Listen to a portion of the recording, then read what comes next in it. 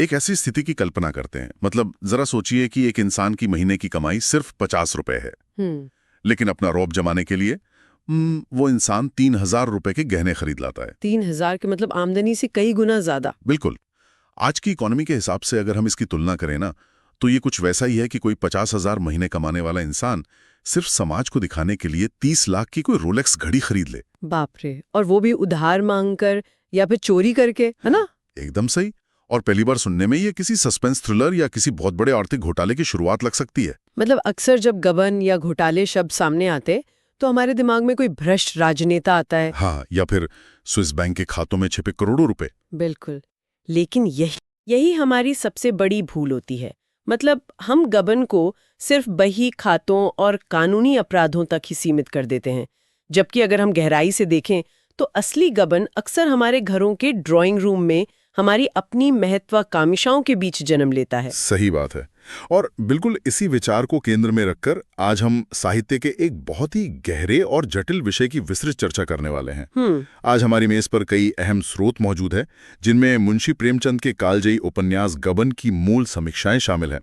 इसके अलावा हमारे पास गबन में नारी और राष्ट्रीय आंदोलन से जुड़े कुछ बहुत ही विस्तृत शोधपत्र हैं और प्रेमचंद के कुछ ऐसे कोट्स या उद्धरण हैं जो आज एक सदी बाद भी हमारी मानसिकता पर सीधा वार करते हैं। बिल्कुल। तो आज का हमारा ये मिशन, या ये कहें कि ये चर्चा, सिर्फ एक पुरानी कहानी का सारांश देना नहीं है।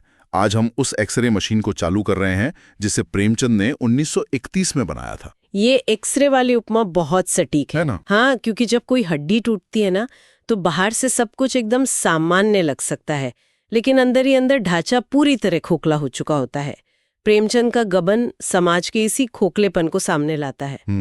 मैं कहूंगी कि ये मुख्य रूप से एक मिडिल क्लास परिवार की उन इच्छाओं का कच्चा चिट्ठा है जो उनकी हैसियत से कहीं ज्यादा बड़ी हैं। चलिए इस पर थोड़ा विस्तार से बात करते हैं। इस पूरे मनोवैज्ञानिक चक्र का जो केंद्र है ना, वो है कहानी का नायक रमानाथ और उसकी पत्नी जालपा। इन दोनों के इर्द गिर्द दिखावे का जो जाल बुना गया है वो सच में बहुत डरावना है। बहुत डरावना। मतलब स्रोत बताते हैं कि रमानाथ म्युनिसिपैलिटी में काम करने वाला एक साधारण सा क्लर्क है। वेतन वही सिर्फ 50 रुपए, लेकिन वो अपनी पत्नी जालपा को एक चंद्रहार भेंट करता है। हाँ, क्योंकि जालपा को बचपन से ही गहनों का और खासकर उस चंद्रहार का बहुत शौक था। सही कहा। अब सवाल ये उठता है कि 50 रुपए कमाने वाला व्यक्ति 3,000 के गहने कैसे लाता है? कर्ज लेकर। बिल्कुल, कर्ज लेकर। और जब कर्ज चुकाने का भारी दबाव पड़ता है तो वो अपनी ही पत्नी के वो गहने चुरा लेता है ताकि उन्हें बेच सके। और जब वो भी काफी नहीं होता तो आखिर में वो अपने दफ्तर यानी म्युनिसिपैलिटी के पैसों का गबन करता है और पुलिस के डर से कलकत्ता भाग जाता है। इस पूरी घटना में सबसे ज्यादा ध्यान देने वाली बात ये है कि ये कोई रातों रात लिया गया फैसला नहीं था। हाँ। ये उस झूठ को सच साबित करने की एक कभी न खत्म होने वाली जद्दोजहद थी जो रमानाथ ने खुद अपने परिवार और समाज के सामने बोला था। लेकिन यहाँ इन शोध पत्रों को पढ़ते हुए मेरे मन में एक सवाल बार बार आ रहा था। मतलब रमानाथ अपनी पत्नी से झूठ बोलता है, उसके गहने चुराता है, दफ्तर से पैसे गायब करता है और फिर अपनी जिम्मेदारियों को छोड़कर भाग भी जाता है। तो क्या हम सीधे तौर पे ये नहीं कह सकते कि रमानाथ एक लालची, कायर और पूरी तरह से एक बुरा इंसान है? वो तो इस कहानी का एकदम स्पष्ट विलन नजर आता है। उसे सिर्फ एक विलन या खलनायक कह देना बहुत आसान होगा, लेकिन प्रेमचंद का साहित्य इतना सीधा नहीं है। अच्छा। हाँ, यहाँ सबसे आकर्षक बात यह है कि रमानाथ कोई जनजात अपराधी या शातिर चोर नहीं है। वो दरअसल एक शिकार है उस समाज का जिसने दिखावे को ही सफलता और सम्मान का इकलौता पैमाना बना दिया है। हमारे स्रोतों में प्रेमचंद का एक बहुत ही गहरा उदाहरण है जिस पर हमें ठहरकर विचार करना चाहिए। कौन सा? उन्होंने लिखा है, लज्जा ने सदैव वीरों को परास्त किया है। जो काल से भी नहीं डरते, वे भी लज्जा के सामने खड़े होने की हिम्मत नहीं करते। लज्जा के सामने खड़े होने की हिम्मत नहीं करते? बाप रे, ये बहुत ही शक्तिशाली विचार है। मतलब इंसान शायद मौत के सामने सीना तान के खड़ा हो जाए, लेकिन समाज के सामने अपनी आर्थिक असलियत उजागर होने के डर से वो अंदर तक कांप जाता है। बिल्कुल ठीक, यही बात है। यहाँ लज्जा का अर्थ सिर्फ शर्म नहीं है, बल्कि समाज में अपनी हैसियत कम होने का खौफ है। एक मध्यम वर्गीय व्यक्ति के लिए शायद आग में कूद जाना आसान हो, लेकिन अपने पड़ोसियों, रिश्तेदारों या अपनी पत्नी के सामने यह स्वीकार करना कि मेरे पास पैसे नहीं है या मैं ये खर्च नहीं उठा सकता, ये सबसे मुश्किल काम है। सही बात है। रमानाथ इसी लज्जा का मारा हुआ है। वो अपनी मर्यादा बनाए रखने के लिए एक झूठ बोलता है और फिर उस झूठ को छुपाने के लिए अनगिनत अपराध करता चला जाता है। अगर हम इसे आज के संदर्भ में देखें तो ये बात कितनी ज्यादा प्रासंगिक लगती है। मतलब आज भी ऐसे कई लोग हैं जो अपनी कम सैलरी होने के बावजूद सिर्फ इसलिए किश्तों पर यानी ईएमआई पर एक महंगी लग्जरी कार खरीद लेते हैं क्योंकि उन्हें समाज में अपनी एक सफल छवि बनानी है। बिल्कुल, ईएमआई का जाल। हाँ, और फिर उस ईएमआई को चुकाने के लिए वो कर्ज के ऐसे दुष्चक्र में फंसते हैं कि तनाव, झूठ और कई बार गैर कानूनी रास्तों तक पहुंच जाते हैं। असल में रमानाथ ने सिर्फ पैसों की चोरी नहीं की थी। जो चीज मुझे इन स्रोतों से समझ में आई वो ये है कि उसने अपनी पत्नी के विश्वास का गबन किया था। उसने विश्वास को अपनी झूठी शान के लिए गिरवी रख दिया था। और ये विश्वास का गबन ही इस उपन्यास की असली धुरी है, क्योंकि पैसा तो वापस लौटाया जा सकता है, लेकिन जब रिश्तों की बुनियाद में गबन हो जाए ना, तो पूरी की पूरी सामाजिक संरचना चरमरा जाती है। और यहाँ पर यह कहानी एक बहुत ही हैरान करने वाला मोड़ लेती है। मतलब रमानाथ के भाग जाने के बाद जब ये झूठे सम्मान का महल ढहता है तो लगता है कि अब तो सब कुछ खत्म हो गया। हाँ, आमतौर पर ऐसा ही लगता है। लेकिन ये एक बहुत ही दिलचस्प बात सामने आती है। स्रोत में जब मैंने गबन में नारी वाले हिस्से का गहराई से अध्ययन किया तो एक अद्भुत पैटर्न नजर आया। जिन महिलाओं को उपन्यास की शुरुआत में केवल गहनों की दीवानी या दिखावे का कारण बताया गया था, वही महिलाएं इस मलबे से सबसे मजबूत स्तंभ बनकर उभरती हैं। बिल्कुल। जालपा, रतन और जोहरा, इन तीनों का चरित्र चित्रण सच में बहुत कुछ सोचने पर मजबूर कर देता है।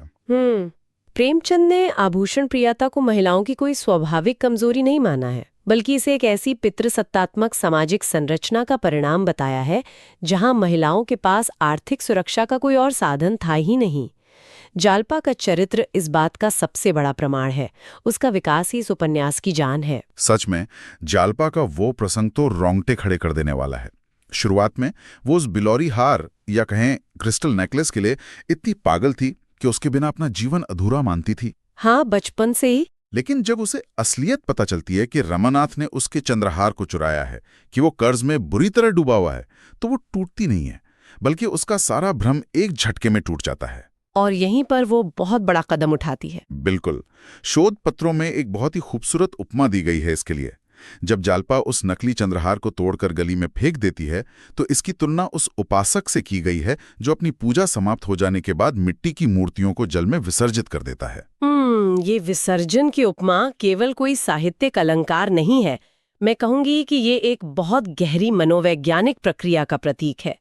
जालपा सिर्फ मोतियों के दाने नहीं फेंक रही है वहां। तो वो क्या फेंक रही है? वो अपने उस झूठे अहंकार, उस दिखावे की लालसा का विसर्जन कर रही है जिसने उसके पति को गबन करने पर मजबूर किया। उसे ये एहसास हो जाता है कि जिन गहनों को वो प्रेम का प्रतीक मान रही थी वो असल में कर्ज की बेड़ियां थीं। और पता है, जालपा रातों रात एक साधारण सी पत्नी से उठकर एक अभेद्य नैतिक ढाल बन जाती है। हाँ, वो म्युनिसिपैलिटी का कर्ज चुकाने के लिए अपने सारे असली गहने खुद जाकर बेच देती है। मतलब ये एक बहुत बड़ा कदम है। बहुत बड़ा। वो रमानाथ को बचाना चाहती है, लेकिन झूठ के सहारे नहीं बल्कि सच्चाई के रास्ते पर चलकर। जालपा का एक बहुत ही स्पष्ट कथन स्रोतों में दर्ज है, जहां विश्वास नहीं है वहां प्रेम कैसे रह सकता है। ये लाइन उस पूरी विश्वास के गबन वाली बात को एकदम मजबूती से स्थापित कर देती है। और जालपा अकेले नहीं है जो इस सामाजिक ढांचे के खोखलेपन को पहचानती है। अगर हम रतन के चरित्र पर गौर करें तो वो तत्कालीन समाज की एक और भयानक सच्चाई को उजागर करती है। अरे हाँ, रतन का प्रसंग तो बहुत ही मार्मिक है ना? हाँ। रतन का विवाह एक 60 वर्षीय धनी वकील इंद्रभूषण से हुआ था।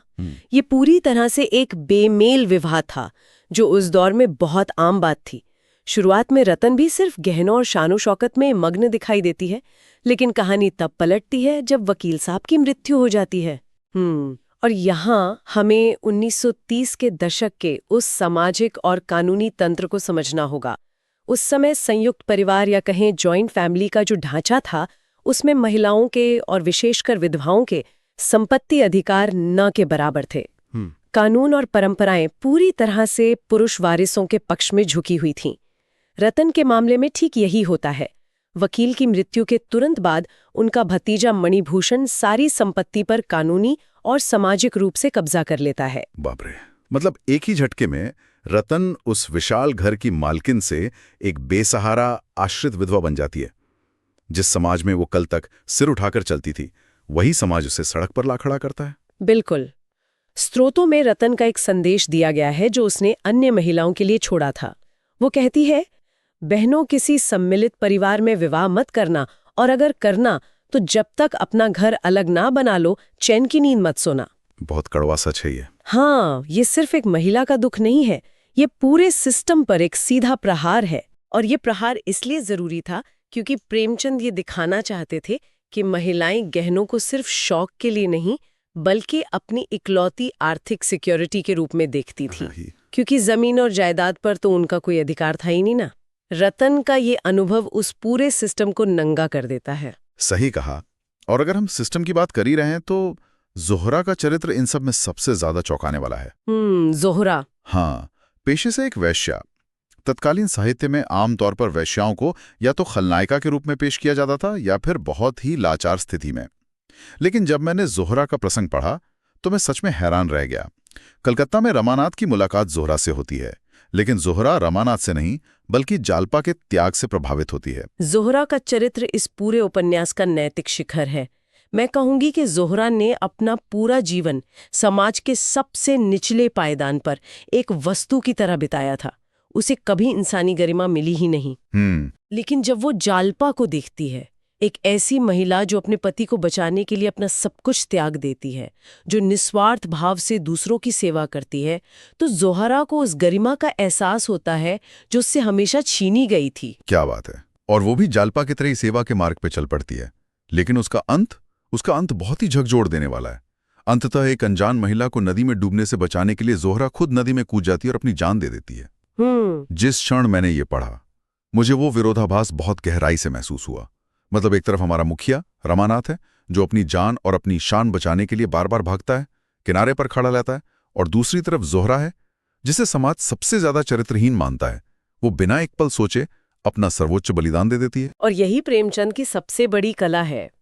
वो ये स्पष्ट करते हैं कि नैतिक शक्ति, साहस और चारित्रिक दृढ़ता का लिंग या सामाजिक दर्जे से कोई लेना देना नहीं है। कई बार समाज के तथाकथित सम्मानित पुरुष सबसे ज्यादा कायर निकलते हैं और हाशिए पर खड़ी महिलाएं सबसे अधिक नैतिक साहस दिखाती हैं। बिल्कुल सही। ज़ोहरा का नदी में कूदना सिर्फ एक महिला को बचाना नहीं था, वो अपनी उस आत्मा को बचाना था जो उसने जालपा के संपर्क में आने के बाद खोजी थी। ये आत्मा को बचाने वाली बात बहुत महत्वपूर्ण है, क्योंकि कहानी के अगले हिस्से में रमानाथ अपनी आत्मा का सबसे बड़ा गबन करता है। अब हम कलकत्ता प्रसंग की ओर बढ़ते हैं, जहां ये पारिवारिक कहानी अचानक से राष्ट्रीय आंदोलन और स्वतंत्रता संग्राम के बहुत बड़े फलक पर आ जाती है। हाँ, कलकत्ता वाला हिस्सा। रमानाथ पुलिस के डर से छुपता फिर रहा है। कलकत्ता पुलिस उसका फायदा उठाती है। पुलिस उसे डरा धमकाकर दिनेश जैसे देशभक्त क्रांतिकारियों के खिलाफ झूठी गवाही देने के लिए तैयार कर लेती है। यहाँ रमानाथ का पतन अपने एकदम चरम पर पहुंच जाता है। अब वो सिर्फ अपनी पत्नी या दफ्तर को धोखा नहीं दे रहा है, अपनी भौतिक सुरक्षा और झूठी शान को बचाने के लिए वो अब उन लोगों को फांसी के फंदे तक पहुंचाने को तैयार है जो देश के लिए लड़ रहे हैं। ये एक राष्ट्रीय स्तर का गबन था। और जब जालपा को कलकत्ता आकर इस बात का पता चलता है तो वो रमानाथ के खिलाफ खड़ी हो जाती है। वो दिनेश के परिवार की जिम्मेदारी अपने कंधा पर ले लेती है और उनके लिए मजदूरी तक करने को तैयार हो जाती है। अंततः जालपा के इसी सत्यनिष्ठ रवैये से रमानाथ की आंखें खुलती हैं और वो अदालत में अपना बयान बदल देता है। लेकिन एक मिनट, यहां मुझे ना एक बहुत बड़ी अड़चन महसूस हुई इन शोध पत्रों को पढ़ते हुए। मैं थोड़ा वास्तविक नजरिए से सोचना चाहता हूं इस पर। हाँ, बताइए। जालपा, जो कुछ समय पहले तक सिर्फ एक घरेलू गहनों से प्यार करने वाली साधारण सी महिला थी, वो कलकत्ता जैसी अनजान जगह पर आकर अचानक रातों रात इतनी महान कैसे बन गई? अच्छा, आप उस बदलाव की बात कर रहे हैं? हाँ, वो अदालत और पुलिस के पूरे क्रूर तंत्र से सीधे भिड़ रही है, क्रांतिकारियों का साथ दे रही हैं। क्या ये सब बहुत ज्यादा आदर्शवादी नहीं लगता? मतलब क्या प्रेमचंद यहाँ यथार्थवाद या कहें रियलिज्म से बहुत दूर नहीं चले गए हैं? क्या असल जिंदगी में एक साधारण महिला का यूं अचानक महान बन जाना संभव है? ये एक बहुत ही वाजिब सवाल है और साहित्यिक हलकों में इस पर खूब बहस भी हुई है। अगर हम इसे व्यापक संदर्भ में देखें तो कई आलोचक इसे प्रेमचंद के आदर्शोन्मुखी यथार्थवाद से यथार्थवाद की ओर बढ़ने का चरण मानते हैं। आदर्शोन्मुखी यथार्थवाद मतलब? अगर इसे आसान शब्दों में समझें तो प्रेमचंद दुनिया की उस कड़वी, भयानक और स्वार्थी सच्चाई को पूरी तरह नंगा करके दिखाते हैं। यही यथार्थ है। लेकिन वो पाठकों को उसी कीचड़ में छोड़कर नहीं जाते। वो एक उम्मीद की किरण छोड़ते हैं कि इंसान बेहतर हो सकता है। यही उनका आदर्श है। अच्छा, तो ये अवास्तविक नहीं है। नहीं, जहां तक जालपा की रातों रात बदलने की बात है, तो मनोवैज्ञानिक दृष्टिकोण से ये कोई अचानक हुआ बदलाव नहीं था। जब किसी इंसान के सबसे गहरे भ्रम टूटते ना, जैसे जालपा का आभूषण प्रेम टूटा, तो उसके भीतर एक भारी खालीपन आता है। उस खालीपन को उसने सत्य और न्याय से भर लिया। जब इंसान अपने सबसे बड़े डर जैसे गरीबी और लज्जा उससे मुक्त हो जाता है, तो वो किसी भी तंत्र से भिड़ सकता है। जालपा अब समाज की उस लज्जा से पूरी तरह मुक्त हो चुकी थी। ओह, मतलब जब खोने के लिए कोई झूठी शान बची ही नहीं, तो फिर डर कैसा? बिल्कुल। इसी संदर्भ में स्रोतों में एक बहुत ही सशक्त विचार है जिस पर चर्चा करना बहुत जरूरी है। वाक्य कुछ इस तरह है, देह के भीतर इसीलिए आत्मा रखी गई है कि देह उसकी रक्षा करे, इसलिए नहीं कि उसका सर्वनाश कर दे। ये वाक्य जैसे इस पूरे उपन्यास का सार है। तो था प्रेमचंद याद दिला रहे हैं कि हमारा शरीर, हमारी सामाजिक हैसियत केवल एक आवरण है जिसका काम हमारी इंसानियत, हमारी आत्मा की रक्षा करना है। लेकिन जब हम दिखावे के लिए नैतिकता को बेच देते हैं तो हम उसी आत्मा का सर्वनाश कर रहे होते हैं। जालपा ने उस अदालत के बाहर विरोध करके दरअसल रमानाथ की आत्मा को सर्वनाश होने से बचाया था। ये एक बहुत ही स्पष्ट और गहरी व्याख्या है, लेकिन ये सब बातें 1930 के दशक के भारत की हैं। हाँ, आज इन समीक्षाओं और शोध पत्रों में गबन को एक जीवित कहानी क्यों कहा जा रहा है? मतलब आज हम एक आधुनिक डिजिटल दुनिया में जी रहे हैं जहां ना वो संयुक्त परिवार बचे हैं और ना ही 1930 जैसी सामाजिक बंदिश है। फिर भी ये कहानी आज इतनी प्रासंगिक क्यों लगती है? इसकी प्रासंगिकता को समझने के लिए हमें प्रेमचंद के ही एक और सवाल की ओर लौटना होगा। उपन्यास में उन्होंने चिंता जताते हुए पूछा था, गहनों का मर्ज न जाने इस दरिद्र देश में कैसे फैल गया। हर साल अरबों रुपए केवल सोना चांदी खरीदने में व्यय हो जाते हैं। उन्होंने उस समय समाज के उन खर्चों पर चोट की थी जिनसे कोई उत्पादन नहीं होता। तो आखिर इस सब का मतलब क्या है आज के समय में? मतलब ये कि आज गहने बदल गए हैं। हाँ, अगर हम आज की चश्मे से इस मर्ज को देखें तो आज के गहने क्या हैं? आप ही बताइए। नवीनता मॉडल का स्मार्टफोन जिसे हर साल बदलना जरूरी समझा जाता है, महंगे ब्रांडेड कपड़े, विदेश यात्राओं की तस्वीरें और सबसे बढ़कर सोशल मीडिया पर फॉलोअर्स की संख्या और लाइक्स। बिल्कुल, यही तो आज का चंद्रहार है। हम आज भी दूसरों को प्रभावित करने के लिए वो पैसा खर्च कर रहे हैं जो वास्तव में हमारे बैंक खातों में है ही नहीं। हम उन लोगों के सामने अपनी हैसियत का रौब झाड़ना चाहते हैं जिन्हें हकीकत में हमारी कोई परवाह नहीं है। और यही गबन का सबसे आधुनिक और खतरनाक स्वरूप है। हम अपनी आमदनी से ज्यादा अपनी प्रोफाइल पे खर्च करते हैं, फिर उस खर्च को मैनेज करने के लिए तरह तरह के कर्ज लेते हैं, क्रेडिट कार्ड्स का इस्तेमाल करते हैं। जब कर्ज का बोझ बढ़ता है तो मानसिक तनाव शुरू होता है, जो अक्सर डिप्रेशन या फिर अपने ही परिवार और कंपनी के साथ धोखाधड़ी में बदल जाता है। गबन आज सिर्फ एक व्यक्ति का अपराध नहीं रह गया है, ये पूरे समाज का वर्तमान बन चुका है। हम एक ऐसे मतिभ्रम में जी रहे हैं जहां सफलता को केवल इस बात से मापा जा रहा है कि आप दुनिया को क्या दिखा पा रहे हैं। सही बात है। प्रेमचंद ने बहुत स्पष्ट शब्दों में ये चेतावनी दी थी कि विलास पर प्रेम का निर्माण करने की चेष्टा अज्ञान है। विलास पर प्रेम का निर्माण मतलब अगर कोई ये सोचता है कि महंगे गिफ्ट्स देकर, 5 सितारा होटलों में डिनर कराकर या शानो शौकत दिखाकर वो किसी का सच्चा प्यार या सम्मान खरीद सकता है, तो वो सबसे बड़ा अज्ञानी है। प्यार और सम्मान की बुनियाद इस पर टिक ही नहीं सकती। बिल्कुल, रिश्ते किसी दिखावे या बैंक बैलेंस से नहीं चलते। जालपा, रतन और जोहरा की कहानियों ने हमें यही सिखाया है कि रिश्ते त्याग, सेवा और विश्वास की मजबूत बुनियाद पर खड़े होते हैं। जब उस बुनियाद से ही गबन कर लिया जाए ना, तो इमारत का गिरना तय है। आज के इस पूरे विश्लेषण में हमने देखा कि कैसे मुंशी प्रेमचंद की ये कहानी सिर्फ एक म्युनिसिपैलिटी के क्लर्क की चोरी का किस्सा नहीं है। ये हमारे अपने अंदर बैठे उस रमानाथ का एक्सरे है। हमने ये समझा कि कैसे झूठी शान और लज्जा का डर इंसान से बड़ा अपराध करवा सकता है। महिलाओं के चरित्र के माध्यम से हमने देखा कि असली ताकत और स्वाभिमान उन चीजों को त्यागने में है जिन्हें समाज ने हमारी बेड़ियां बना दिया है। और सबसे बड़ी बात, नैतिकता का मतलब सिर्फ कानून की किताबों का पालन करना नहीं है, बल्कि उस आत्मा को बचाए रखना है जो इस भौतिक देह के भीतर मौजूद है। सही कहा। इस विस्तृत चर्चा को अब हम एक अहम पड़ाव पर लाकर रोकते हैं। आज हमने इतिहास, साहित्य और आधुनिक मनोविज्ञान के कई पन्ने पलटे। लेकिन जाने से पहले एक ऐसा विचार है जो इन सभी स्रोतों के बीच से उभर कर सामने आता है। अगर हम जरा इस पर गौर करें, अगर हम अपने जीवन से वो सारी चीजें हटा दें, वो सारे शौक, वो सारे गैजेट्स और वो सारी छवियां मिटा दें जो हमने सिर्फ और सिर्फ दुनिया को दिखाने के लिए हासिल की हैं, तो पीछे क्या बचेगा? क्या हमारे सबसे बड़े सपने सचमुच हमारे अपने हैं, या वे केवल इस दिखावे वाले समाज द्वारा हमारे दिमाग में बोए गए गबन के नए बीज हैं? सोचने वाली बात है ना?